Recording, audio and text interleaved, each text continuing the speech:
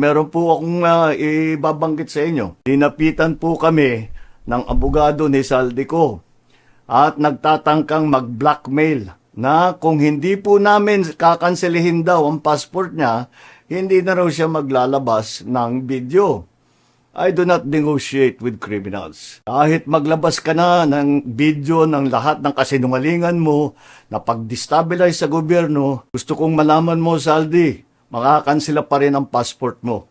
Hindi ka na makakatakas sa hustisya. Mga flood control project. At i-report ko po na ngayong araw, yung AMLAC, yung Anti-Money Laundering Council, nakakuha na po ng 2 freeze order. This brings the total amount of assets frozen to about 12 billion pesos. Kasama po dito ang mga air asset ko, ang value mga 4 billion. Umpisa lang po ito. Mas marami pong asset ay mafo-frozen para maibalik ang pera ng tao sa kanila.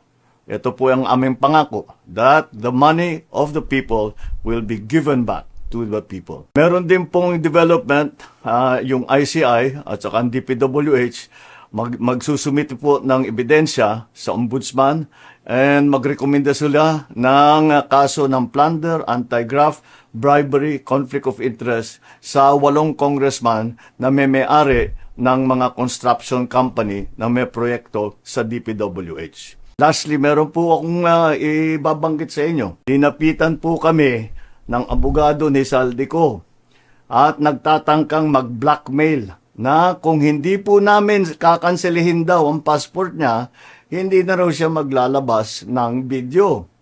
I do not negotiate with criminals. Kahit maglabas ka na ng video ng lahat ng kasinungalingan mo na pag-destabilize sa gobyerno, gusto kong malaman mo, Saldi, makakansela pa rin ang passport mo. Hindi ka na makakatakas sa hustisya.